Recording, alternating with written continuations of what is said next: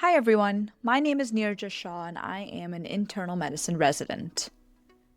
As a trainee, I've learned that while oncology is deeply rooted in science, guidelines, and evidence, there's so much of the work that happens in quieter places, in exam rooms, in pauses between sentences, and in the moments after a visit ends.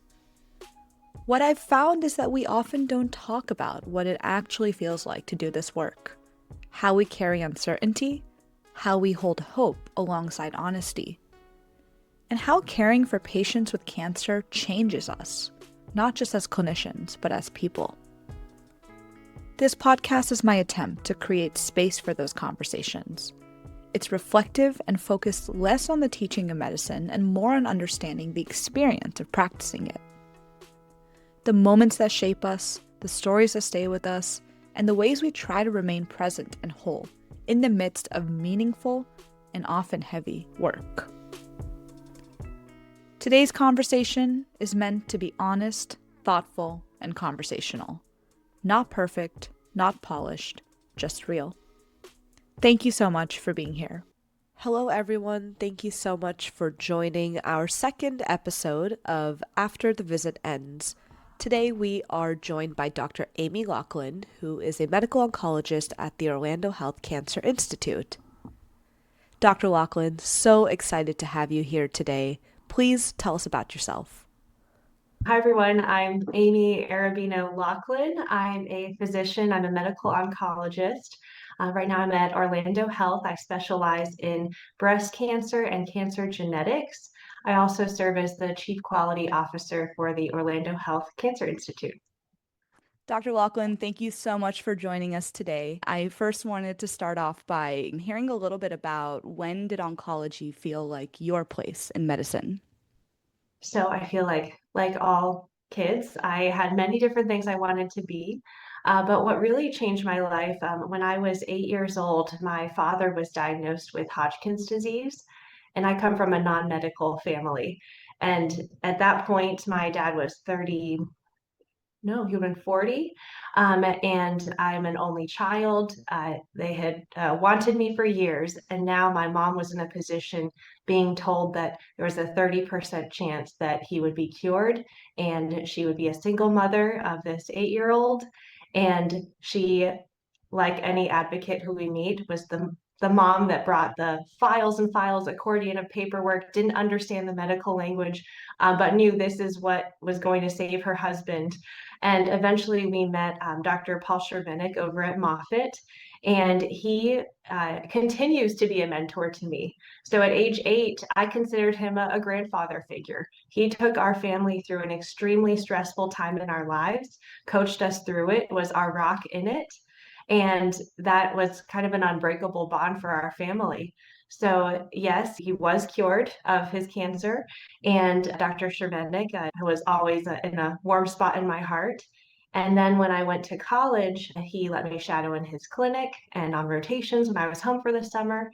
And then unfortunately, my father then had non Hodgkin's lymphoma and he got treated again, cured again from that.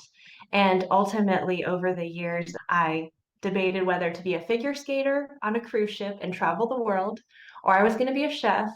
And then I realized these were not as fulfilling and that I could be that rock in someone's life in possibly the worst moment of their life, and I could provide hope just by being there for them. So I wanted to play that role for someone else's family. And so moving forward, that was a really pivotal moment for me. I think the other kind of defining moment I was thinking about is, so I grew up figure skating, and it was at the time of HIV and AIDS.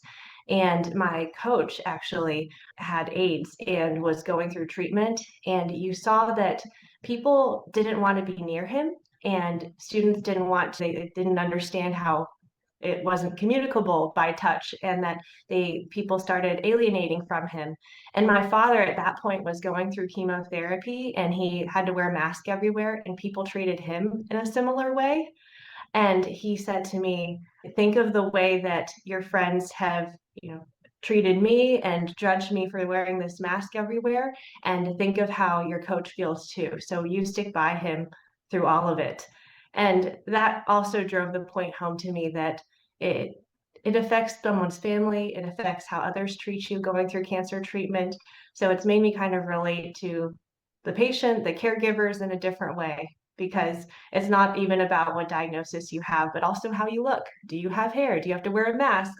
Those all impact your day to day and for the whole family.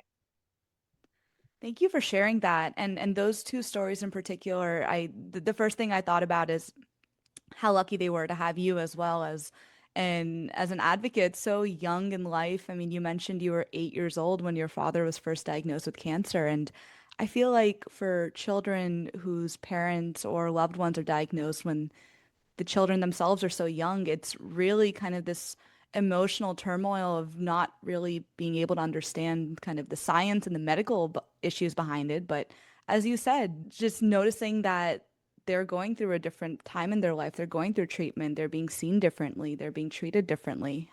So thank you for sharing that. And I mean, it sounds like your origin story even started from so early as 8 years old, and I know that those defining experiences of taking care of your father and also in a way taking care of your coach really kind of drove you to go into medicine. I wanted to ask, were there any early misconceptions that you had about oncology that changed when you first started practicing?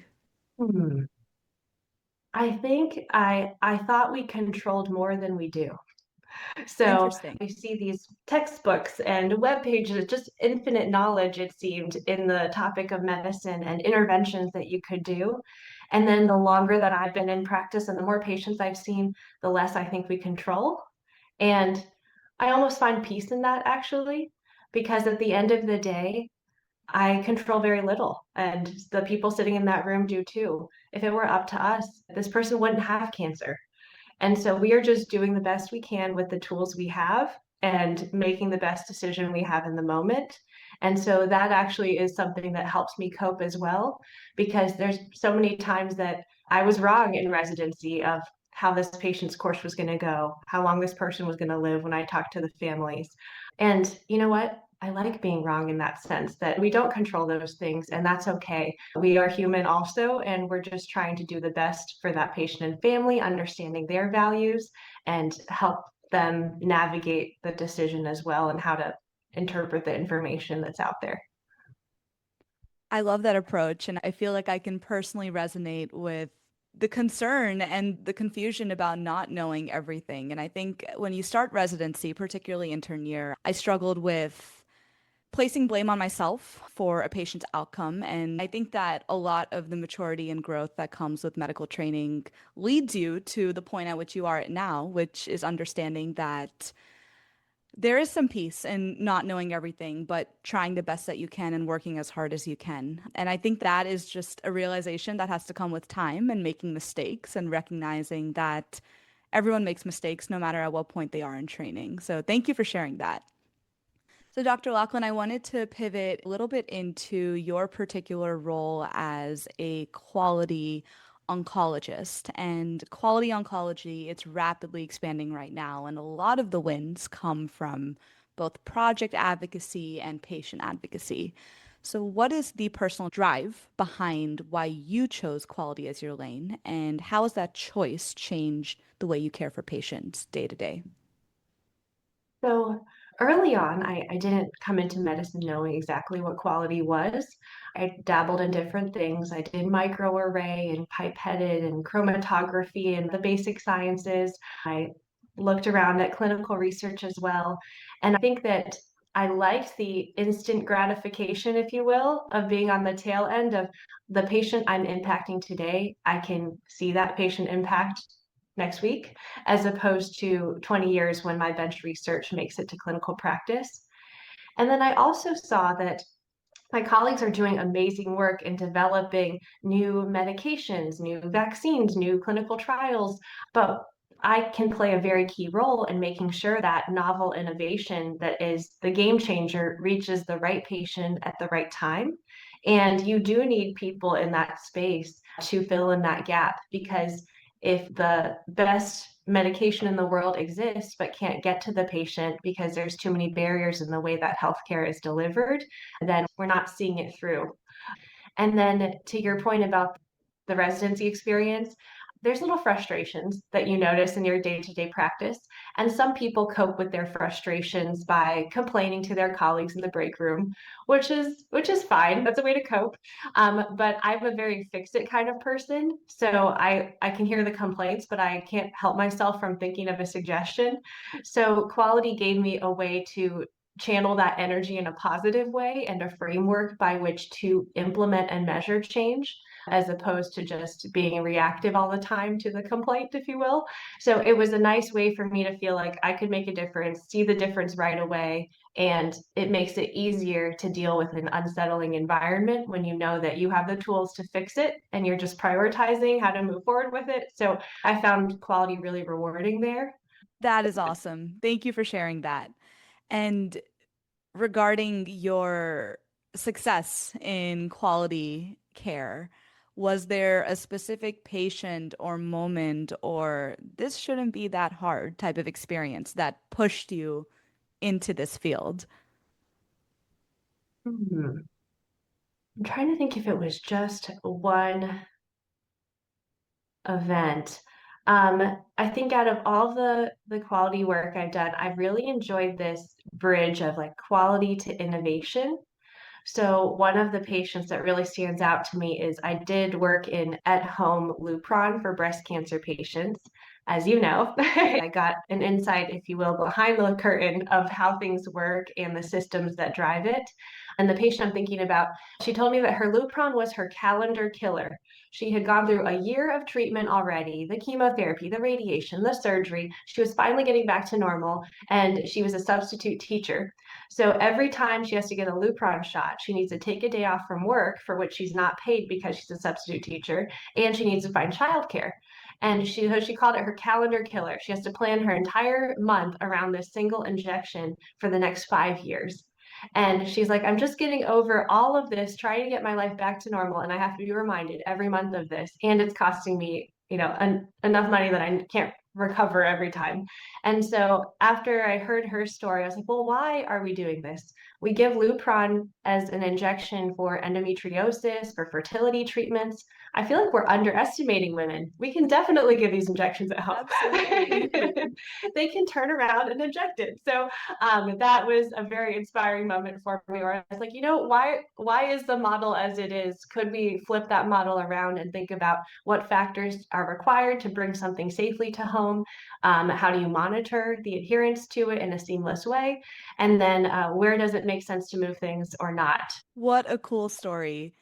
And I can't imagine the amount of lives that you've touched through a lot of your quality work. And as you said, in a way, there is some form of instant gratification, but along with that, a lot of advocacy, a lot of teaching others about the type of approach that you want to take to make medical care more efficient and more efficacious for the patients as well as the clinicians themselves.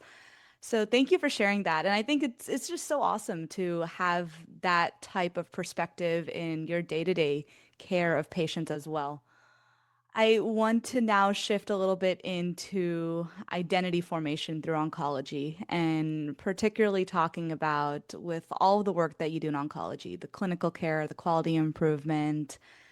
How do you think oncology has changed you as a person? I I feel like you could in the first room see someone who is young, healthy, exercises more than you do, and eats better than you do, did everything right, and got cancer. And then you see the next person who it feels like they self-inflicted every possible risk factor. And you can either go home and live in a bubble and avoid every toxin possible, or you could become extremely fatalistic and just go skydiving and say you control nothing. So I do struggle with that at times of where's the right balance because it's you see things daily that are just unfair. Like why this person? And so I do think about that. So I think where I've settled on it is as far as the vices, if it brings you joy or social value, it's allowed. And otherwise, do the right thing.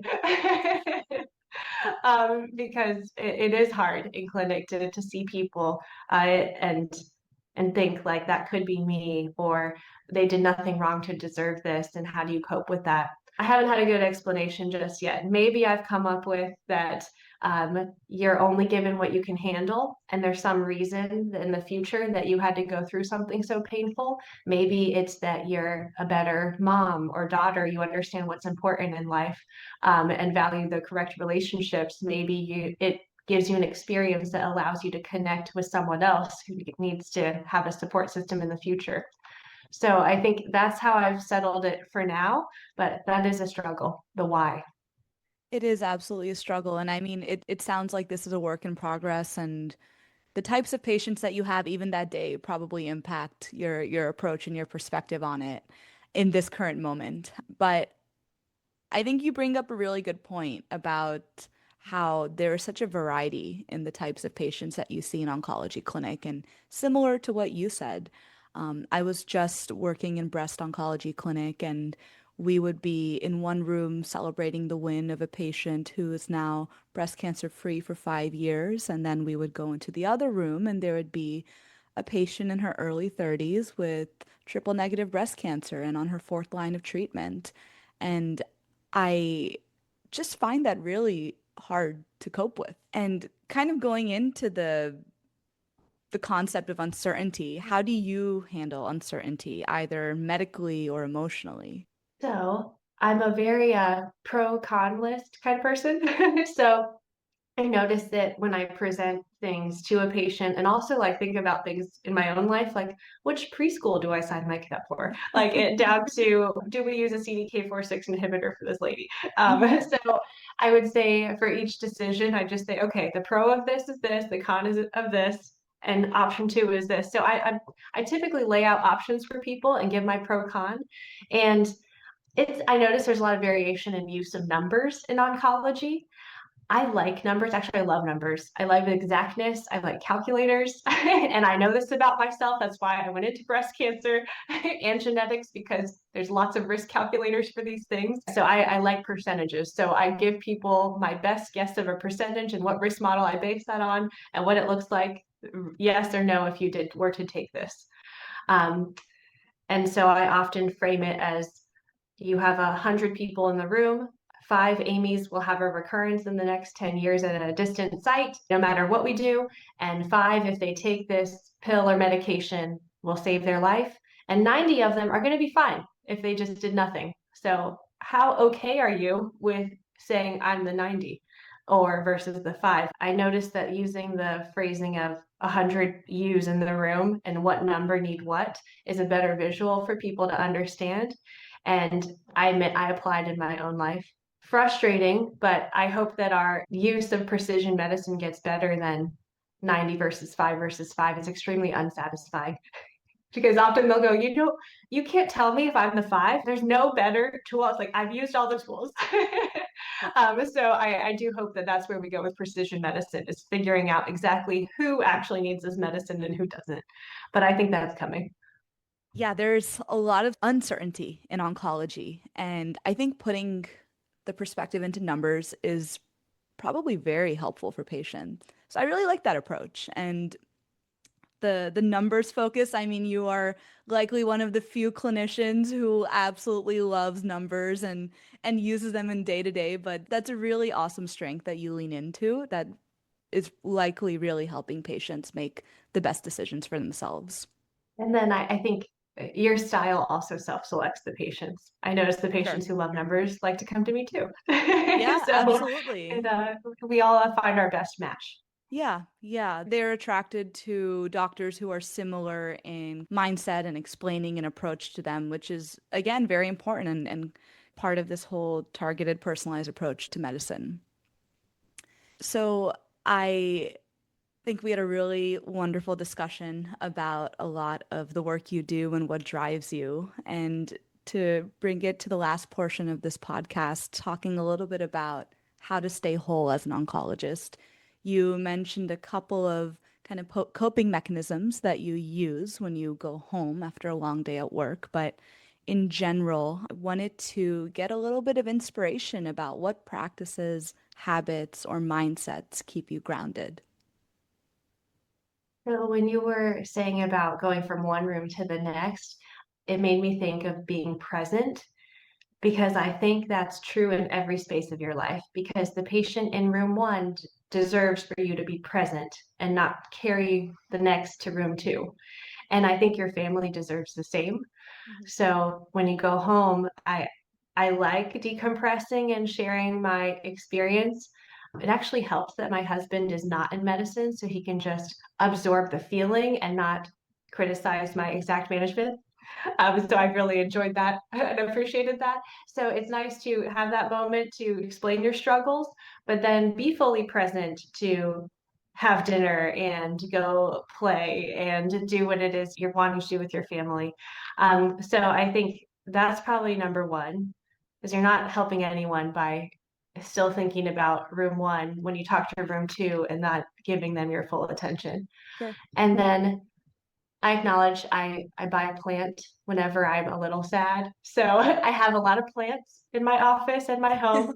Um, I learned an interesting intercession in college about happiness theory and how no matter the cost of your purchase, it depreciates at the same rate, whether you saved up for that car or you bought a nail polish.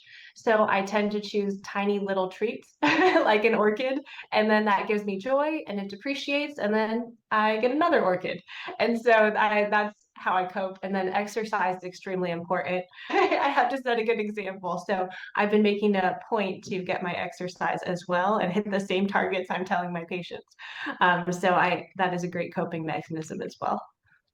So pretty safe purchases, exercise, and staying present. Those are very healthy ways to live. I am impressed. But I'm sure that your approach to taking care of yourself comes with time. So building these habits early on in training seems to Yes. be incredibly important and things that you carry forward. Great. Well, I wanted to end off with some closing reflections, and it's a very general but can become a very deep question. But what keeps you in the field of oncology even today? Hmm. I think it's meaning and connection with people. And people is not just the patient, it's the patient, it's their family, it's the MA, the nurse, the people I work with day to day, the front office staff, the people in the quality world. I think that I get energy from positive connections. And so I think having that human part of it keeps me going. And then I do think that it's a much more hopeful space day in and day out. I mean, granted, I am in a genetics proactive clinic and breast cancer, which tends to be curative intent and proactive people. But I found that I connect well with that group. I like to motivate and inspire. And so I think that I find a lot of meaning and joy in that. And so I think that would be my reflection. All of this is you have to go into medicine for the right reason. It shouldn't be for anything external, because that's not going to make you wake up at 5 a.m. to do a podcast as a side project during your residency. So you have to have the correct motivation, and it should be a self motivation. Don't do it because you care about the title or because what other people think of your status or whatever it is. Like you're the one that has to go to work each morning and find meaning. Thank you. That is so powerful. And the motivation and the inspiration that continues to come personally for me as I talk to oncologists who are just open to reflecting about their struggles and their wins and their losses and kind of everything that makes us human.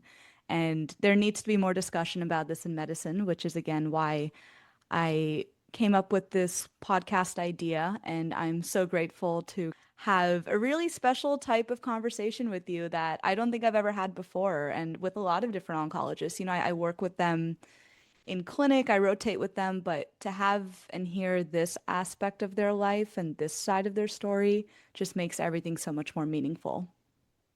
I appreciate that. You're right. There's not a venue for this. There's not a natural stopping point in clinic or tumor board to talk about the Yeah. experience side. So Yeah, thank sometimes you. you just need to debrief. So thank you. Thank you so much for being here. And thank you for sharing your time, your stories, and your perspective. This was wonderful, and I can't wait to share it with the world.